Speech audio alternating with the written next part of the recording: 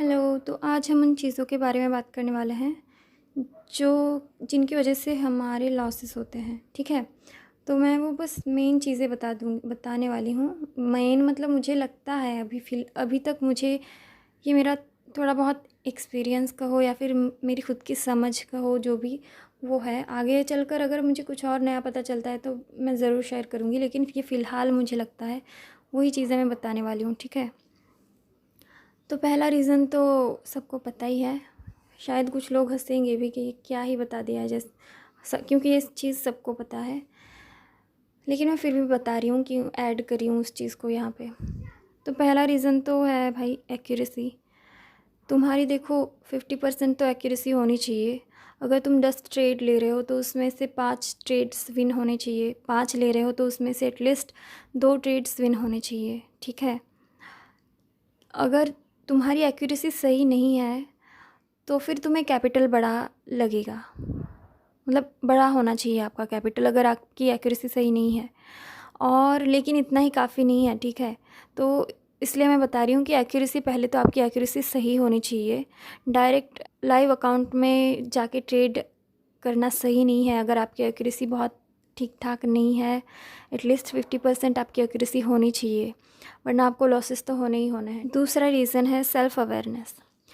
अगर आपके अंदर सेल्फ़ अवेयरनेस नहीं है तो थोड़ा सा मुश्किल हो जाता है, क्योंकि देखो, सेल्फ़ अवेयरनेस यानी आपको ये पता होना चाहिए कि आप किस तरह का माइंडसेट लेकर मार्केट में जा रहे हो ट्रेड करने, ठीक है? जिस वक्त आप ट्रेड कर रहे हो उस वक्त आपके अंदर क्या चल रहा है, क्या बातें चल रही हैं, आपके दिमाग के अंदर क्या बातें चल रही हैं। अगर आपने ट्रेड लिया है, विन हो रहा है, तो आपको क्या लग रहा है अंदर से, आपका रिएक्शन क्या है। और अगर लॉस हो रहा है तो फिर आपका रिएक्शन क्या है। और लॉस होने के बाद आप क्या करते हो, किस तरह से ट्रेड करते हो। लॉस होता है तो क्या वो आपको अफेक्ट करता है, आपकी ट्रेडिंग को अफेक्ट करता है। अगर प्रॉफिट होता है तो क्या वो आपको, आपकी ट्रेडिंग स्टाइल को किसी भी तरह से अफेक्ट करता है या नहीं करता है, वो आपको समझना चाहिए, ठीक है? और क्योंकि सेल्फ़ अवेयरनेस होने से ही सेल्फ़ कंट्रोल आने में हेल्प होती है। मतलब अगर आप ये ठीक से समझ ही नहीं पा रहे हैं कि अगर आपके अंदर क्या चल रहा है, किस वक्त आप क्या सोच रहे हैं, तो फिर सेल्फ़ कंट्रोल आप कैसे लाएंगे, है ना? तो बस यही है सेल्फ़ अवेयरनेस, यानी जब आप ट्रेड कर रहे हैं तो आपके दिमाग में क्या बातें चल रही हैं। लॉस हो रहा है तो आपको क्या लग रहा है, आपकी एक्शन क्या है उस वक्त, रिएक्शन क्या है। और जब प्रॉफिट हो रहा है तो आपको क्या लगता है, आप किस तरह से ट्रेड करते हैं उसके बाद, वो आपको सही से समझ में आना चाहिए, ठीक है? तो बस यही है। तीसरा रीज़न है सेल्फ़ कंट्रोल। सेल्फ़ अवेयरनेस होगा तो ही सेल्फ़ कंट्रोल आएगा। सेल्फ़ कंट्रोल यानी अगर आपको लॉस हुआ है तो फिर आपको शांत रहना है। वो आपको किसी भी तरह से अफ़ेक्ट नहीं करना चाहिए, आपके माइंडसेट को। आपको बस शांत रहना है और शांति से सोच कर ही ट्रेड लेना है, डिसिप्लिन से ही ट्रेड लेना है। क्योंकि लॉस हुआ है तो गुस्से गुस्से में मैं ज़्यादा अमाउंट से ट्रेड ले लूँ, ऐसा नहीं करना है। क्योंकि अगर आप ज़्यादा अमाउंट से ट्रेड लोगे तो हो सकता है कि वो भी लॉस हो जाए। फिर क्या करोगे? फिर और ज़्यादा अमाउंट बढ़ाओगे। कितना, कहाँ तक अमाउंट बढ़ा लोगे आप? तो बस सेल्फ़ कंट्रोल होना ज़रूरी है। और लॉस ही नहीं, अगर आपको प्रॉफिट हो रहा है, प्रॉफिट होने के बाद हमारे अंदर एक ग्रीड आ जाता है, लालच आ जाता है। फिर उसकी वजह से हम जो है, उसकी वजह से भी हम बड़े बड़े अमाउंट से ट्रेड लेने लगते हैं। तो ये भी नहीं होना चाहिए। तो सेल्फ़ अवेयरनेस है तभी सेल्फ़ कंट्रोल आएगा। अब चौथी चीज़ है मनी मैनेजमेंट। अब ये भी सेल्फ़ अवेयरनेस और सेल्फ़ कंट्रोल पर ही डिपेंड करता है। अगर आपके अंदर सेल्फ़ अवेयरनेस है, फिर सेल्फ़ कंट्रोल आ सकता है, आप ला सकते हैं खुद के अंदर। अगर आपके अंदर सेल्फ़ कंट्रोल है तभी आप मनी मैनेजमेंट ठीक से फॉलो कर पाएंगे। सेल्फ़ कंट्रोल ही नहीं है तो फिर आप मनी मैनेजमेंट कैसे फॉलो कर पाएंगे?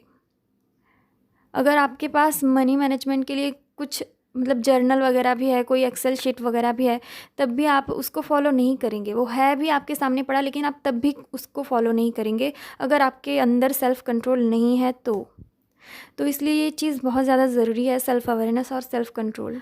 ये दोनों चीज़ें हैं तभी आप मनी मैनेजमेंट ठीक से कर पाएंगे और तभी आपकी एक्यूरेसी भी इम्प्रूव हो पाएगी।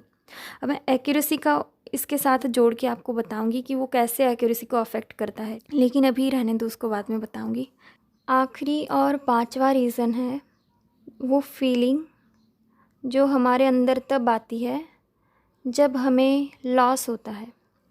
समझ लो हम ट्रेड कर रहे हैं और फिर एक दिन हमारा पूरा अमाउंट लॉस हो जाए। 1-2 दिन से हम प्रॉफिट में भी हैं भले, लेकिन फिर एक दिन लॉस हो गया, हमें पूरा अमाउंट ख़त्म हो गया। तो उस दिन हमें क्या लगता है कि अब तो पता नहीं क्या ही हो रहा है मेरे साथ।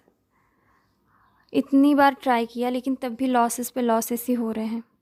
लगता है ना, ऐसा लगता है अब तो कुछ हो ही नहीं पाएगा मुझसे। मैंने बहुत ट्राई कर लिया, अब बस नहीं हो रहा है, नहीं होगा अब मुझसे। मुझे लगता है मैं किसी काम का नहीं हूँ, ये नहीं हूँ, वो नहीं हूँ। लगता है ना ऐसा। और फिर हम क्या करते हैं, ये सब हमें महसूस होता है, उसके बाद हम क्या करते हैं, हम इतना डेस्परेट हो जाते हैं वापस से ट्रेड करने के लिए। अंदर ही अंदर भले ही हम कुछ भी कहें खुद को कि नहीं यार अब मुझे नहीं करना, मुझसे नहीं होगा, लेकिन हमको पता है कि अंदर ही अंदर हमारे अंदर ये फीलिंग है कि कहीं से मैं पैसे ढूंढूं, एक अमाउंट बनाऊं और वापस से ट्रेड करके उसको रिकवर कर लूं, जो लॉस हुआ है वो, है ना। तो हम क्या करते हैं, कहीं ना कहीं से फिर हम एक अमाउंट, कैपिटल जो है थोड़ा बहुत छोटा हो या बड़ा, उसको हम अकाउंट में डालते हैं क्वाटेक्स में, और फिर हम वापस से बैठ जाते हैं ट्रेड करने। अब आप जब ट्रेड कर रहे हो लॉस के बाद, अब आपके दिमाग में क्या चल रहा है, जो भी हो जैसे हो, मैं बस अपना अमाउंट रिकवर कर लूँ, जल्दी से जल्दी रिकवर कर लूँ, यही लगता है ना आपको। अब ये चीज़ क्या है, इसको बोलते हैं भाई डेस्परेट हो तुम। अपना जो लॉस है रिकवर करने के लिए इतना ज़्यादा डेस्परेट हो कि तुम गलती पे गलती करोगे, लॉसेस पे लॉसेस करोगे। क्यों? क्योंकि तुम बस चाह रहे हो कि तुम अपना अमाउंट जो लॉस हुआ है वो कैसे भी करके रिकवर कर लो, और उसके चक्कर में तुम जो हो ट्रेड करते वक्त कुछ लॉजिक, मतलब तुम्हारे आंखों के सामने होगा लेकिन उसको तुम फिर भी नज़रअंदाज कर दोगे, या फिर उसको देख ही नहीं पाओगे, नोटिस ही नहीं करोगे, क्योंकि तुम्हें तो जितना जल्दी हो सके उतना जल्दी ट्रेड लेना है। मतलब समझ लो कोई कैंडल है वो मूविंग एवरेज लाइन को टच कर रहा है, या फिर समझ लो कि वो किसी लेवल पर क्लोजिंग दे रहा है, लेवल पर क्लोजिंग दे रहा है, साथ ही साथ वो मूविंग एवरेज लाइन को भी टच कर रहा है। ठीक है, वो कैंडल जो है अब डायरेक्शन में जा रहा है, ऊपर की ओर जा रहा है, उसने लेवल पर क्लोजिंग दी और साथ ही उसने मूविंग एवरेज लाइन को भी टच किया। अब तुम क्या करोगे, तुम वहाँ पे ले लोगे एक डाउन ट्रेड, जबकि तुम्हें आंखों के सामने दिख रहा है कि वो कैंडल जो है लेवल पर उसने क्लोजिंग दी है। अगर उस कैंडल ने लेवल पर क्लोजिंग दी है तो इसका मतलब यह है कि नेक्स्ट वाला कैंडल, वहाँ पे पॉसिबिलिटी है कि नेक्स्ट वाला कैंडल भी ग्रीन ही बने, क्योंकि उसने लेवल पर क्लोजिंग दी है। लेकिन तुम उस चीज़ को इग्नोर कर दोगे और सिर्फ उस एक चीज़ को देखकर ट्रेड ले लोगे कि भाई ये कैंडल है, प्रीवियस कैंडल ने मूविंग एवरेज लाइन को टच किया है या फिर ब्रेक किया है, तो अब अपोजिट कैंडल फॉर्म होगा, ये सोचकर तुम ट्रेड ले लोगे। लेकिन तुम उस एक चीज़ को तो नज़रअंदाज कर रहे हो ना कि उसने लेवल पर क्लोजिंग दी है, तो हो सकता है कि नेक्स्ट कैंडल कंटिन्यूस डायरेक्शन में हो। तो इस तरह से हम गलतियाँ करते हैं, छोटी छोटी गलतियाँ करते हैं। क्यों? क्योंकि भाई हम जितना जल्दी हो सके उतनी जल्दी हम अपना लॉस रिकवर करना चाहते हैं, और इस वजह से हम बहुत सारी चीज़ों को देखकर भी अनदेखा कर देते हैं। तो यही मेन रीज़न है, ये भी रीज़न है, बहुत ही ज़्यादा ये चीज़ इम्पॉर्टेंट है मुझे लगता है। जब हमारे अंदर ये फीलिंग होती है ना, तो ऐसे ही हम अगर हमारी एक्यूरेसी भी अगर सही भी है हमारी एक्यूरेसी, तब भी हम जो चीज़ें हमको दिख रही हैं उसको भी हम नज़रअंदाज करके ट्रेड पर ट्रेड लेते जाते हैं और फिर वापस से अमाउंट पूरा ख़त्म करके बैठ जाते हैं। तो यही है 5 रीज़न्स लॉसेस के, समझे। पहला बताया मैंने एक्यूरेसी, दूसरा बताया self control, self awareness, money management और डेस्परेट होना लॉस के बाद। तो अगर आपको लॉस हुआ है तो आप कृपा करके 10 से 15 दिन तक ट्रेड ना करें। करना ही है तो डेमो अकाउंट में करो, लाइव अकाउंट में ट्रेड मत करो। 15-20 दिन के बाद एक नया माइंडसेट बिल्ड करो, अपनी साइकोलॉजी सही करो, तब जाकर ट्रेड करने बैठो। तो बस ऐसे ही करना है आपको। लॉस होने के बाद 1-2 दिन बाद बस ट्रेड करने नहीं बैठ जाना है।